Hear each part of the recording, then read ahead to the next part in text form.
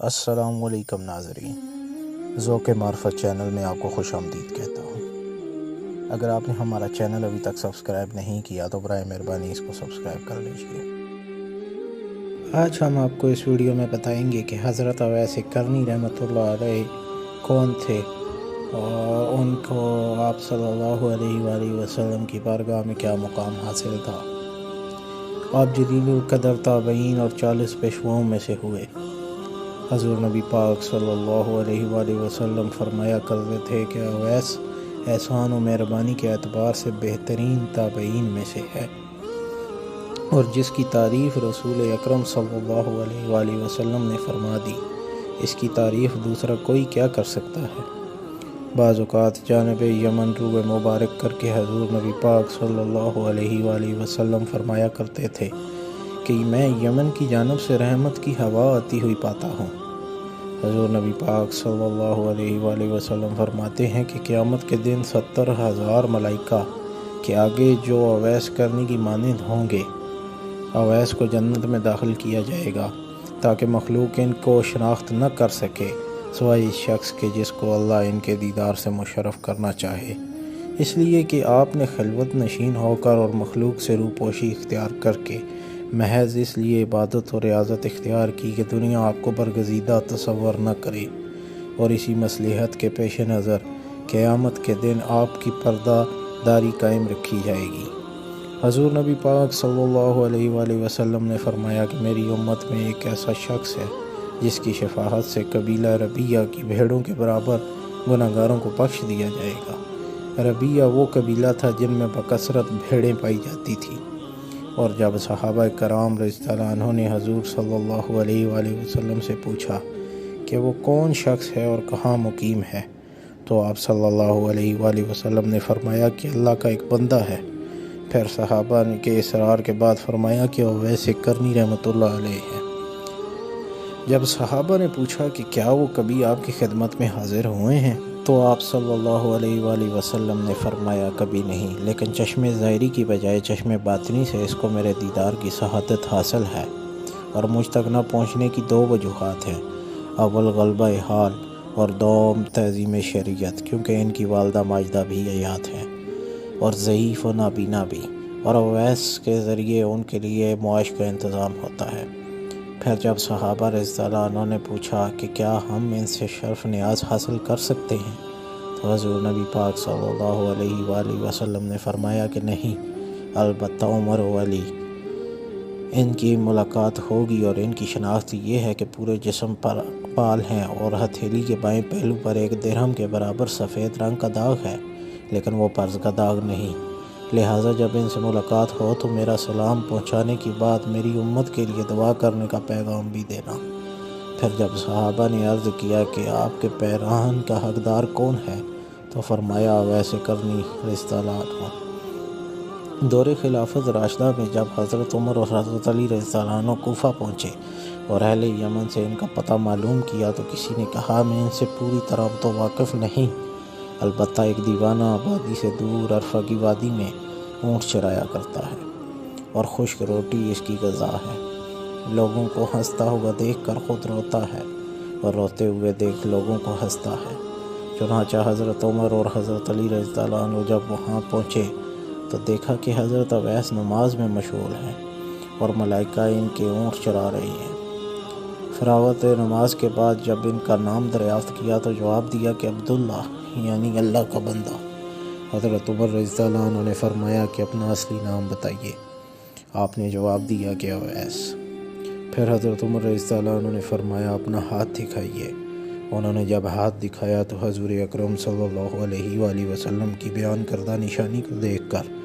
حضرت عمر رضی اللہ عنہ نے دست بوسی کی، اور حضور نبی پاک صلی اللہ علیہ وآلہ وسلم کا لباس مبارک پیش کرتے ہوئے سلام پہنچا کر امت محمدی صلی اللہ علیہ وآلہ وسلم کے حق میں دعا کرنے کا پیغام بھی دیا۔ یہ سن کر اویس کرنی رضی اللہ عنہ نے عرض کی کہ آپ خوب اچھی طرح دیکھ بھال فرما لیں، شاید وہ کوئی دوسرا افراد نہ ہو جس کے متعلق حضور نے نشانی دی ہو۔ حضرت عمر رضی اللہ عنہ نے فرمایا کہ جس نشانی کی نشاندہی فرمائی ہے وہ آپ میں موجود ہے۔ یہ سن کر اویس کرنی رضی اللہ عنہ نے عرض کیا کہ اے عمر، تمہاری دعا مجھ سے زیادہ کارگر ثابت ہو سکتی ہے۔ آپ نے فرمایا میں تو دعا کرتا ہی رہتا ہوں، البتہ آپ کو حضور کی وصیت پوری کرنی چاہیے۔ چنانچہ حضرت اویس کرنی رضی اللہ عنہ نے حضور صلی اللہ علیہ وآلہ وسلم کا لباس مبارک کچھ فاصلے پر لے جا کر اللہ تعالیٰ سے دعا کی کہ یا رب، جب تک تو میری سفارش پر امت محمدی صلی اللہ علیہ وآلہ وسلم کی مغفرت نہ کر دے گا، میں سرور دو عالم صلی اللہ علیہ وآلہ وسلم کا لباس ہرگز نہیں پہنوں گا، کیونکہ تیرے نبی نے اپنی امت کو میرے حوالے کیا ہے۔ چنانچہ غیب سے آواز آئی کہ تیری سفارش پر کچھ افراد کی مغفرت کر دی۔ اسی طرح آپ مشغول دعا تھے کہ حضرت عمر رضی اللہ عنہ اور حضرت علی رضی اللہ عنہ آپ کے سامنے پہنچ گئے، اور جب آپ نے سوال کیا کہ آپ دونوں حضرات کیوں آ گئے؟ میں تو جب تک پوری امت کی مغفرت نہ کروا لیتا اس وقت تک یہ لباس کبھی نہ پہنتا۔ حضرت عمر نے آپ کو ایسے کمبل کے لباس میں دیکھا جس کے نیچے تو نگری کے ہزاروں عالم پوشیدہ تھے۔ یہ دیکھ کر آپ کے قلب میں خلافت سے دستبرداری کی خواہش پیدا ہوئی، اور فرمایا کہ کیا کوئی ایسا شخص ہے جو روٹی کے ٹکڑے کے بدلے میں مجھ سے خلافت لے لے؟ یہ سن کر حضرت اویس کرنی رضی اللہ عنہ نے کہا کہ کوئی بیوقوف شخص ہی خرید سکتا ہے، آپ کو تو فروخت کرنے کی بجائے اٹھا کر پھینک دینا چاہیے، پھر جس کا جی چاہے اٹھا لے گا۔ یہ کہہ کر حضور اکرم صلی اللہ علیہ وآلہ وسلم کا بھیجا ہوا لباس پہن لیا، اور فرمایا کہ میری سفارش پر بنو ربیہ اور بنو مضر کی بھیڑوں کے بالوں کے برابر اللہ تعالیٰ نے لوگوں کی مغفرت فرما دی ہے۔ اور جب حضرت عمر رضی اللہ عنہ نے آپ سے حضور صلی اللہ علیہ وآلہ وسلم کی زیارت نہ کرنے کے متعلق سوال کیا تو آپ نے ان سے پوچھا کہ اگر آپ دیدار نبی صلی اللہ علیہ وآلہ وسلم سے مشرف ہوئے ہیں تو بتائیے کہ حضور صلی اللہ علیہ وآلہ وسلم کے ابرو کشادہ تھے یا گھنے؟ لیکن دونوں صحابہ جواب سے معذور رہے۔ حضرت اویس رضی اللہ عنہ نے کہا کہ اگر آپ رسول کریم صلی اللہ علیہ وآلہ وسلم کے دوستوں میں سے ہیں تو یہ بتائیے کہ جنگ احد میں حضور نبی پاک صلی اللہ علیہ وآلہ وسلم کا کون سا دانت شہید ہوا تھا، اور آپ نے اتباع نبی صلی اللہ علیہ وآلہ وسلم میں اپنے تمام دانت کیوں نہ توڑ ڈالے؟ یہ کہہ کر اپنے تمام ٹوٹے ہوئے دانت دکھا کر کہا کہ جب دانت مبارک شہید ہوا تو میں نے اپنا ایک دانت توڑ ڈالا،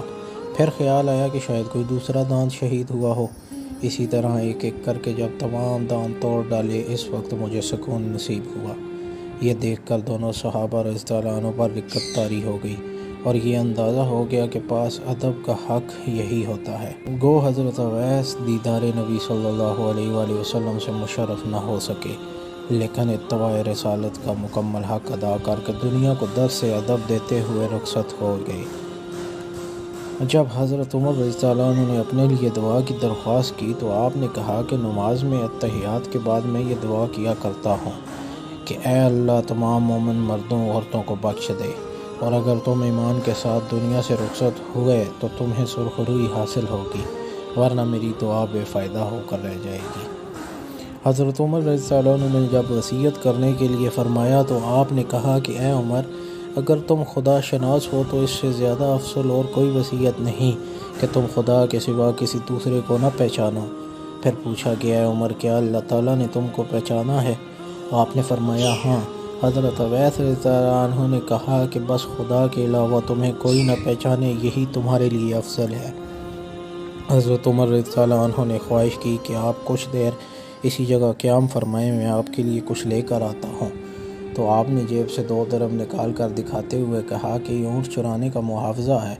اگر آپ یہ ضمانت دیں کہ یہ درہم خرچ ہونے سے پہلے میری موت نہیں آئے گی تو یقیناً آپ کو جو چیز چاہے عنایت فرما دیں، ورنہ یہ 2 درہم میرے لیے بہت کافی ہیں۔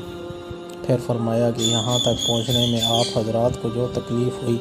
اس کے لیے میں معافی چاہتا ہوں، اور آپ دونوں واپس ہو جائیں کیونکہ قیامت کا دن قریب ہے اور میں ذات آخرت کی فکر میں لگا ہوا ہوں۔ پھر ان دونوں صحابہ کی واپسی کے بعد جب لوگوں کے قلوب میں حضرت اویس کرنی رحمۃ اللہ علیہ کی عظمت جاگزیں ہوئی اور مجمع لگنے لگا تو آپ گھبرا کر کوفہ میں سکونت پذیر ہو گئے، اور وہاں پہنچنے کے بعد پھر کسی کو دکھائی نہ دی۔